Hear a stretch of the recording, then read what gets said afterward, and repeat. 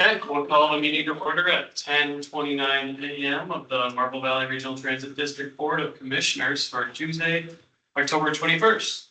Could I get a motion to approve the October 21st agenda as presented? Motion by I Jim. have one change I'd like to put on. There's one proposed change. Can we do the MTI grant submittal in executive session? Yes, she would like to add an executive session. Would you like to amend your motion to include the executive session? So move to the addition of executive session. Second by Chet. Any discussion or debate? All those in favor? Aye. Aye. Any opposed? Great. Entertain motion to accept the September 9th minutes. So move. Motion by Jim, second by Ethan. All those in, or any discussion or debate? All those in favor? Aye. Aye. Aye. Any opposed? Okay. We're open to the public again. You provided some details that we did take notes of. Is there anything else that you want? The cleaning down the transit center, I do help out still, I do get out at times. And if I see any carrots, I go to the stores and toward that end to come and get them.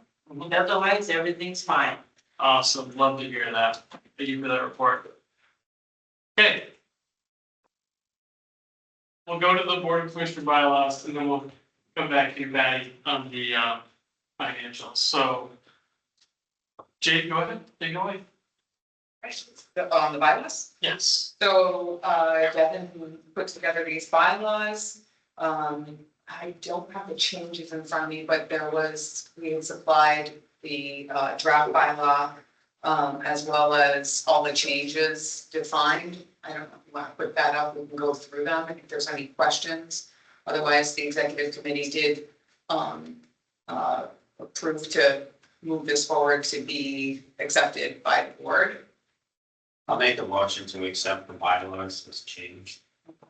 We have a motion to accept the bylaws as changed. Is there a second? Second. Is there any discussion or debate? Paperwork that I received does have the old and the new. Yes, and it should have a gap analysis. It's a change. Yep. So I read through and I'm good with it. Okay. Any other questions? All those in favor, please say aye. Aye. Any opposed? Wow, we have new bylaws. All right, so those are effective as of today. Moving right along, we'll circle back to July financials. If you don't mind, sort of giving that a spiel a little here, Danny. Thank you. We actually were looking at the July, August combined financials. We're looking at the P&L, right? Yes, you know.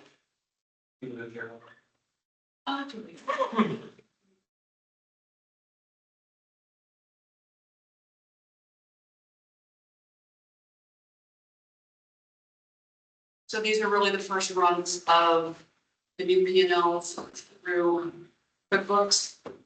We are still tweaking a few things inside of QuickBooks, but this is the true story of where we are right now with our income and our expenses for the months of July and August. The income up on top is representing the monies the bills we send out to V-Trans to go to book against our grants, the expenses we've incurred against what we have several different grants. We have the 5311, which covers our admin, our ops, and our preventive maintenance. We have a grant for O&D, which is our elderly and disabled rights. We have grants for RJA, which is Recovery Job, which is bringing people to work under that program. So every month we do all of our financials. When everything is in, we do an enormous allocation report to allocate expenses throughout all of those different grants based on the number of hours that we operate the buses and the different routes that we operate. As I said, we've been working with Steve Fobble from the state he's pretty much the go-to person for everybody in the state. to redo and realign their allocations. So he helped us with July and August, and we're finalizing our allocations for September, which will hopefully be the last tweak we have to do. We're still having a few issues with payroll from QuickBooks, most of it just the way it's distributing payroll. We do put in all the drivers' timesheets by exactly what route they are running, whether it's demand response, whether it's incidental, whether it's 5311, going against the grants. And it's not carrying down some of that stuff into the fringe benefits, breaking it up by that. So we have an expert from IUVO working on that, and hopefully that'll be fixed this week. But in the meantime, we've been doing manual adjustments to fix all that, to make sure everything is spread out evenly amongst the grants. So if you look at the bottom, we've so far in the last 2 months, we've booked out $1.465 million in income. And if you scroll into the bottom, I have this.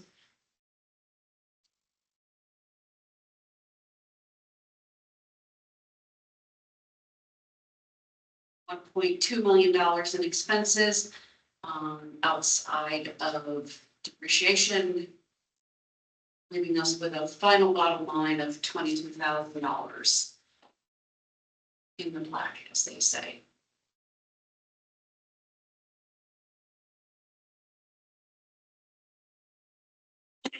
Patty, is this giving you confidence that the remaining monthly expenses versus revenue will continue on this trajectory of being in the black, considering sort of where we were mentioned last year? Yes. I think, and we are also, not only are we looking at, that we're just not redoing the financials just because we're into QuickBooks. We are also taking some very deep look at how we've allocated stuff in the past, where are we leaving money on the table. We have Athena and Sarah in the office, and they are digging very deep into some of our payroll issues that we have, like on-call fees and other things where we think we're spending a lot of money. Redoing HR, a lot of HR policies for on-call, for shift differentials, which we talked about in the executive meeting, to try to, buybacks of vacation time, all the things we feel are costing the district money that I think we can ill afford, especially with the cuts we may have coming from Medicaid, which is also, in the back of all of our months, that we have to be extremely fiscally responsible for the next few months. And we are, like I said, we're not just popping out numbers. We are doing a lot of background deep digging into a lot of things. That is music to our ears to Yeah. hear that.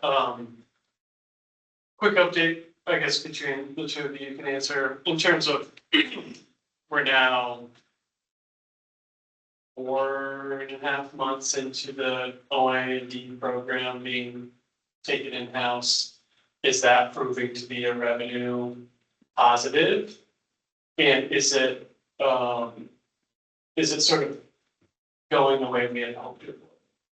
So we moved to the 6 trips a month, so we have that flexibility to really monitor this. The first, July was right around, I think, 66,000, and August came in at 55 as an expense. So we're able to watch these. If it trends like that, we obviously have to pull back a little bit.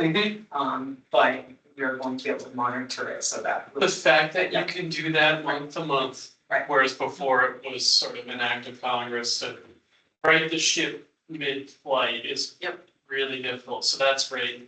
In terms of volume of rides, are we tracking where we were? Are we up? Are we down? You don't have that report yet, and I know that Christy was waiting on the financials, so now that she has that, she can get the ridership. We also did put in Swiftly, and that's a whole different thing. But we'll be able to report that out. Okay. But we don't have that right now. And in addition to the financials all being changed, we are also switching a program we used to have called SATs. That is changing over next month to the 4D, which is all the pads, since they guys all have pads, or drivers, excuse me, all have pads in their vehicles. Which they're typing stuff in, which is gonna be a hell of a lot more accurate, and there's gonna be a lot more information we can disseminate out of it. Does this mean they'll have stop level data? Yes, We'll have. yes, on stops data. Amazing. Stop. And then on- That's like, that's the missing, like, you know, as Ethan, he's poured over that data so many times, and it's really difficult to pull out themes when we don't have that minutia, so that's great. We're also utilizing, right now, we're using Route Match, which, oh God, it's so much fun to use. It, you know, pulls everything apart. It's part of our allocation process. It pulls everything out apart, all the driver's information by, you know, this is a Medicaid ride, this is a demand response, this is this. And it can be a little cumbersome, it's a little ancient, but there are several districts in the province piloting HVSS is the name of it. It had some glitches. We were kind of hoping we'd be on board with that in October. SEBT, who, by the way, I'd like to point out, has been an enormous help to me over the past, Keith down there. It's been a wonderful resource for a lot of stuff financial. They are one of the pilots, and they're tearing it down and rebuilding it. We're hoping for December, maybe January, because he told me they might not even go live till November. So, but that we're, like I said, we have all these new processes coming into place all at the same time. I'm wondering, Jeremy, do you have an update on HBSS?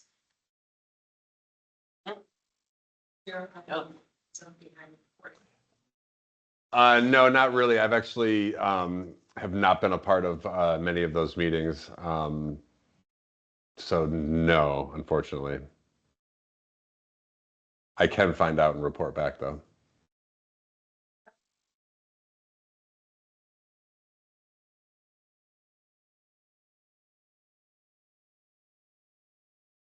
So it was another, you know, just an extension of finance. I'm sure Dave is that we have an HR person coming on board.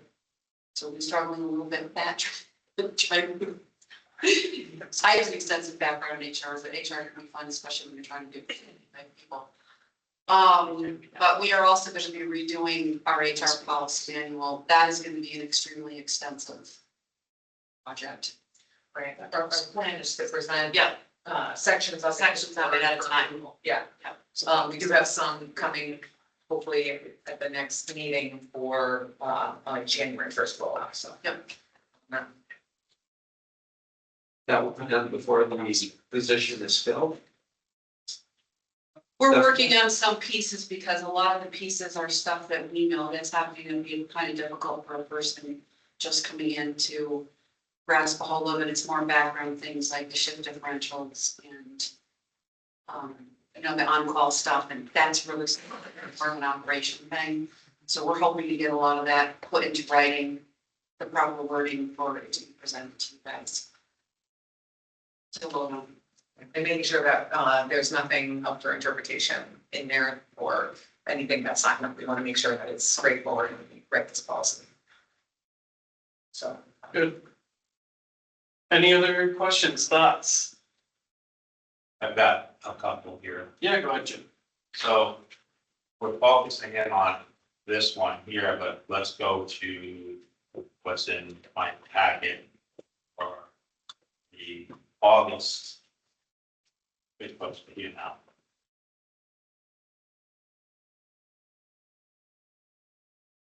We talked about how July and August is positive 22, but this one shows negative 31. Using the same format. If I go to the July one, it shows me there's a positive 50. Yeah, because this is just August, this is just July, this is the combined two, this if you take 55, 31, it's 22. This is a year to date, this is just July, this is just August. Well, okay, so that's which one is year to date? Because The one one that's, says July, one says August, and one says July and August. that's what it says, July 1st to August 31st, so that was. So a year to date. are you thought July 1? Yeah. Take this over here.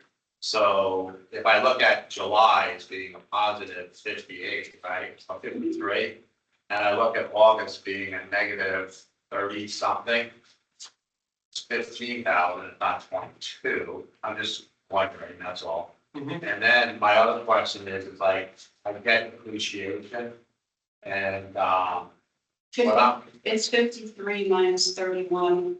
Yeah, it's 22. okay, I thought it was 30, so. Okay. But where I'm coming from is the depreciation that's on the buildings and, so give a rundown, what is being depreciated, the buildings, the buses. The buses, yeah, the buildings. So I'm a big, when I do a budget, I'd like to, like, I know that the lifespan of the bus is X or whatever. I'll know how much I'm gonna have to match, excuse me, how much I'm gonna have to match to whatever grants that we're supposed to get. So somewhere on this list here, are we funding the depreciation of what we're gonna have to replace in this profit and loss? Is there a line item that you can show me here showing that? Well, funding replacement, the depreciation usually is like I mean, like the capital reserve account? capital reserve, is there? We don't have a capital reserve account. Okay. We get most of our, like, we got 4 buses in the past month. Right, And 80% of it is covered by the federal grant, 20% is covered by the state. And I think we have to put in 10% of local match, which is our cash that we get here. You know, from any other, outside of grants, any other revenue stream we have coming in, like the matches from the towns. We get money from Killington, we get money from Rutland, and all those towns we service. no, I understand that, Yeah. but where is that 10% for depreciation on the buses in this form? Well, the 10%, we try to put 10% is the money we have to come up with for the price of the bus. Okay, The grants cover the rest of it, but as for no, we do not have a capital reserve account to buy. and I'm just saying, like, this is what gets towns and cities and governments in problems, that I go out and say, I want to put up this building, okay? And I put up the building and I know that the building has, or certain things have a life expectancy of X. It's great that, 80% comes, I think you said from one group, 20 comes from another, and then 10, that's 110%. Well, I think it's 80, 10, 10. Oh, okay, well, we did say. Actually, it depends on the grants, number 50. Right. 50s. I'm just getting at, if we're going to be a sustainable company, Mhm. then we should have a capital reserve fund. Because at the end of the day, if you're running, you have to match, let's say, 5% of the whole thing, then we should have a capital reserve, because sooner or later, then you're gonna be going and saying, we have to borrow this. Right. And then we're gonna be sitting here as board members being told that we didn't do a proper job. Well, one of the things I had discussed with Jade is in the old financials, there was nowhere that showed, there was no line that said how much we spent in local match over the year. So, we have to make sure that that local match for everything we have coming for the next year is covered under all of the other revenue we take in, like from the towns and stuff. So that's something we need to work on in the balance sheet portion of it to make sure that when we look at our expenses, when we're doing the budget this year, we're looking at our capital expenses for next year. Not only our capital expenses, we also have to have a local match against the grants, as you can see, like the OPS grant, the 5311, it's federal, state, and local. We have to come up with 10% for all of the grants we submit for reimbursement. So we have to get to the point of the balance sheet where that local is out there somewhere, Correct. that we see it. That's all I'm Yeah, saying. and that was never, yeah, I get it. You're new. Yeah. And you got this. Yep. You got the books handed to you. Yep. You're new, you got the books handed to you. Yep. And I'm just saying that. No, I when get it, in my, something it's that with, says we're $22,000. Yeah. Plus, but 5% of the matches may make us a negative. Right. And you have folks saying that I just want to make sure that we have a line item in there. yep, I agree. Okay? Yeah, That's all. when I worked at I the, think this is great, because Yeah. it led me to the question. So Yep. Thank you. yeah, when I worked at the solid waste district, we had a capital reserve budget, and that's what it was for, to cover those expenses. Because, And it's good to see it on paper. right, because if you're doing financials and you're making it sound like, you're not making it sound like, okay, let me get that straight. Okay. We are making it sound like, okay, because of this fear, and we need to, I guess, and I'm just one on a board of. Yep. We need a capital reserve fund. So I'm not sure. Yeah, and to be honest with you, with the financials here, it's funny, I actually set up a call with, Keith down in SCBT because where I came from was a 501(c), and the depreciation didn't count in the books. We didn't show it on the books because depreciation was part, I don't know how they do that, but we do put it on our books because of how we are registered with the government. So I have to ask him, I think he actually has two P&Ls. One without the depreciation and one with, and one with the capital. So I have to I'll set up with him today, so it's interesting you brought that up. We just need to write one. Yep. And you can back out the depreciation. Yes. Right now, you're depreciating the whole thing, you're not Yep. depreciating the 90. You should only be depreciating 10% of the whole. Because if you're getting an 80-10 from grants on certain things, and you should only really be depreciating 10 because you're getting the money in. That's how much money you would have to put aside. Well, the depreciation is set up by, life expectancy for everything. I mean, I don't know if you were here, I took that over before I got here to take the depreciation out of one set of dynamics, which the county system, which wasn't being used in Passport, which had to then be put into QuickBooks. This is gonna. Giving a headache. But this is gonna bore a lot of other people, this conversation, you and I, but Yeah, let's say this phone is $1,000. But I know when it's done, that I have 80% coming from the federal government and 10% coming from the state. So really, I only have to come up with $100, but I think this system is We have to- depreciating the whole $1,000. we have to depreciate on the life expectancy of the vehicle. Right. I believe that's a state thing, because they hold the titles for all of our vehicles, because they gave us the money to buy them. So the next time we can just see something, Yeah, okay, because we're just gonna pour it. okay. Yeah, let's move on. I don't find it boring at all. Thank you, Patty. Yep. And thank you. All right, I think we can move on from the financials. If we can stop sharing, that would be great. It's great. And move on to the executive committee report. If you have anything from the executive committee report that you wanted. No, No, I think mainly the takeaways from that was that they, moved along, recommending to approve those policies, which we are holding off on. Those are the employee handbook policies, and that, also the bylaws made it through. I think the rest can just fall under the executive director report, so. okay, let's move right on to the executive report then. Okay, so, just some updates on happenings. I did receive the draft lease, from BGS. I still have to review that, and then I'll set up and schedule a meeting with them to, move forward with that. There were some pieces of it that, at a quick glance, looks like, it's a little, it's lacking a little flexibility, so we want to make sure that we're not setting ourselves up for, some failure there. But more to come on the lease and moving along with BGS. Killington, we're working with Killington on our winter schedules.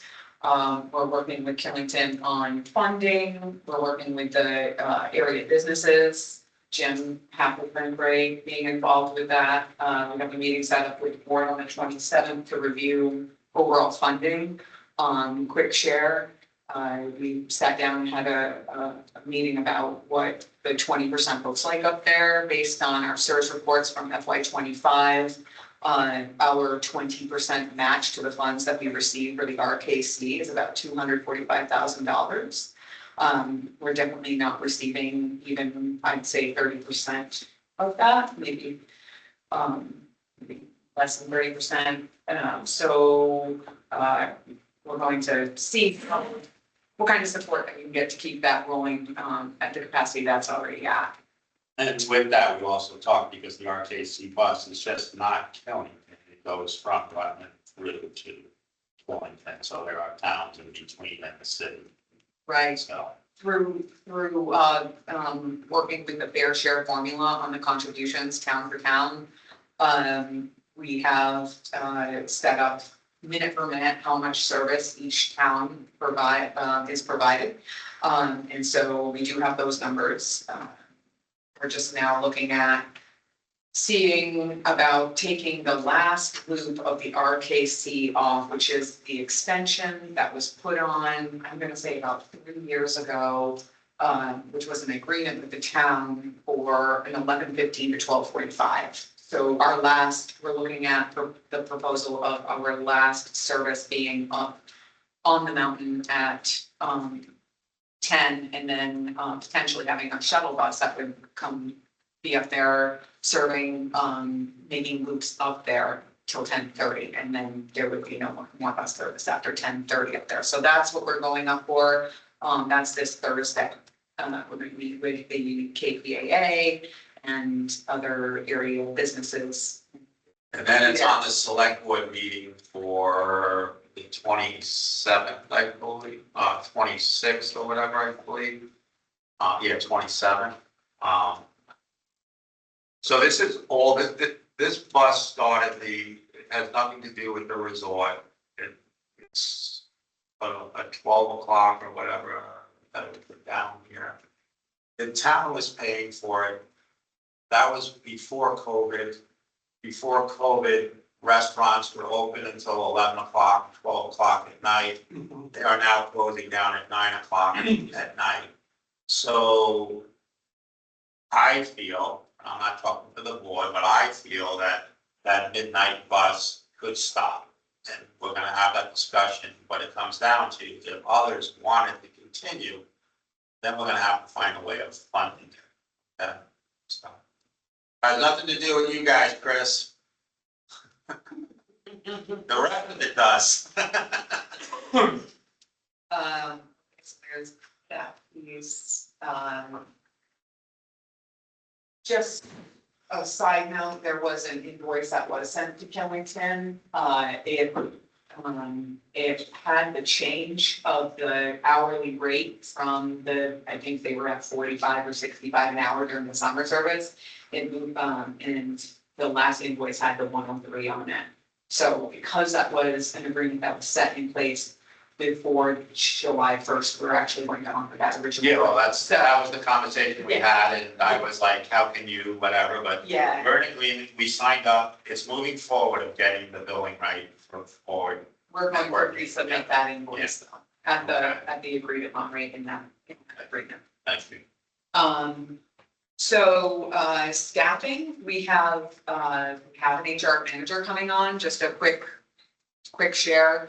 After, Jen Ellis's departure, RCT had offered, that they had some capacity in their administrative and HR, department. And so, Larry and Renee, RCT have been absolutely fabulous, making sure that we've been in compliance with background checks, and we've adopted an HRIS system called Bamboo, which will allow us to do onboarding, offboarding, keep all of our documents in order, be able to streamline benefits and so on and so forth. So that's in place.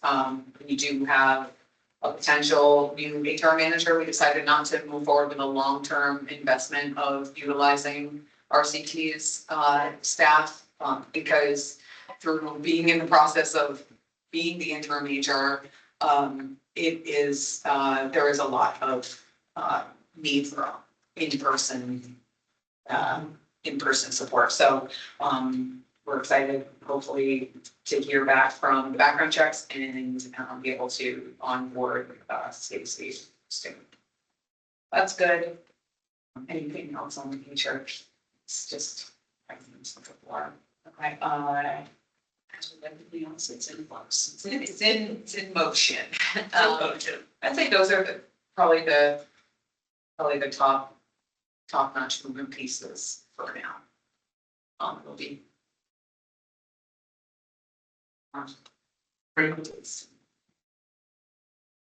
So, any questions for Jade? Okay. So we are going to discuss the MTI grant in executive session. Is there anything else you want to mention on that? Okay. Any other business from commissioners or otherwise? I have one thing. Yep. I've gone, I think, back to work with Ron and you, Tyler, about getting the Long Trail added as like an official stop. Like they're running the issues, it's now been added online, but it's also flagged down on the schedule, so it's one it's that. Okay, thank you, I didn't saw it. Yeah, I can fix that today, to be honest. Thank you. What's being added? The Long Trail crossing, it's been an informal stop and everybody always knows about it, so we've been working with, Where is the law? Just below Pico, where the parking lot is. yeah. Ethan and the town of Mendon have been working, and to actually get the trail realigned. So it's straight. I can brewery out. Yeah. And, I was gonna be, wow, if that's gonna be the. But I don't think- Yeah, then it's stopping at a couple other places along the way, that's all. Well, I don't think most of us realize how much traffic comes off of the trail that comes down around the resupply, so it's a huge opportunity for us. Oh, yeah, yeah, the most important resupply in Vermont, so it's great. Okay, any other business? Okay, who are we? Well, I was just gonna Yeah. ask, the ridership numbers, can that be viewed online at the website? I don't believe so. We get it like the national debt. We can. On It's start bringing stuff. Yeah. Locally. I mean, Albert, you have a great point, though, I know our web designer is very eager to redo our website, very eager at some point. But with that, if there was ever a data dashboard, that would be pretty cool for the public to be able to see, like, especially with simple inputs, to just show like year-to-date ridership. Just monthly, at the end of the month. Or, yeah, well, that's when the inputs would probably be entered, right? But, that's something we can always talk about, but yeah. Is that, as a board member, that was something that was always a standard practice in previous board meetings to have that ridership data accompany the financial report? Is that something we want to see again? I would like to see it match to the year prior too. So that- Yep, that was always part of Well, that. I wasn't here when it was coming out, but I would like to see the ridership number and prior year, so I can see how we're going. Yeah, and I think in the past, we sort of had this, because COVID was so wonky, we sort of did Yeah. this like pre-COVID, post-COVID, we're so far out of COVID now that I think year over year, we're in a new norm, and I think we can compare against that new norm. What I would also like to is just a quick breakdown of what we figure the cost per on, so we can see from that.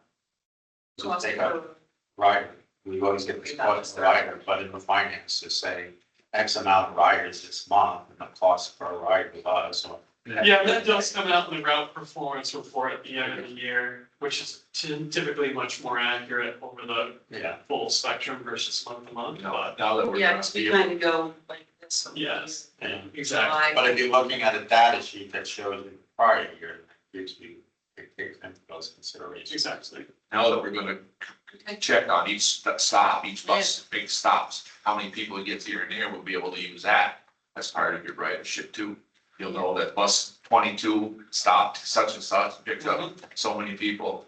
And you can add that into for his whole day, whatever bus 22, I was using bus 20, I don't know. Yeah, I don't know. we get it. I don't know their number, but anyway, Yeah. whatever he picked up for the day would be able, his ridership. You'd be able to pick it right off that, each bus, be able to find out what he rides for the day, and then you just break it down to if it's I don't know what, Medicaid ride, or just a hospital ride, or just a regular ride, I don't know how it's. Yeah, we got a lot of options. And you can break it into options after, but even if just we had each bus, how many ridership for the day, just go by the bus for the day. So are you looking for the routes? Yeah, and basically. For programs? Well, just Yeah, the ridership and the route, for that bus for the day, well, how many does he have in a day? see if it's worth going that way, you know, how many does he require? If he only picking up 3 people, well, that maybe we can put him onto a different route or something, you know, that we don't use it so much for that. I think that would be a coordinated. It's not a busy down there. You guys will not be your finances. Yeah, they had. Yeah, so we'll talk more about it. Yeah. Obviously, Yeah. the staff level data, we need to actually have a data set. Yeah. Yeah. Right. Let's start But with yeah, monthly. any other business before we move in? Jake, who would you like to invite to the executive session? I think the board can stay. Well, yeah, yeah. What about any staff? Are you coming in, Jay? Okay, no staff, and what about? Now I'm gonna head, but And then what about? Jeremy's fine. Okay. I'll make a motion to go in executive session at 11:05. I was like, Yeah. Devin, I'm making a motion to go into executive session. The CTI grant. MPI grant, we're inviting Jeremy from V-Trans. Okay, we have a motion. seconds. It's been seconded by Chet. There's the public. Me too. You'll have to step out. Okay, that's great. Thanks for. Yeah, you're welcome. And Jade's coming in. Bring in. Jade, you're staying. Okay, Jeremy, Jade, and Tyler. Yep. Right. Have a good day. You too. Thank you, Mike. did you get a Yeah, second? you're welcome. Did you get a second? Yeah. You got a second. Yeah. Aye. All right, any discussion, debate? All those in favor? All right, any opposed? We need a second motion on this one. We're in executive session. We are in, okay? Okay. We're gonna executive session on We're not 11:06. recording, right? Yeah, it's still recording. Oh, it's not. I don't want to be like Bridgewater. You about that? No, they recorded a full executive session, posted on.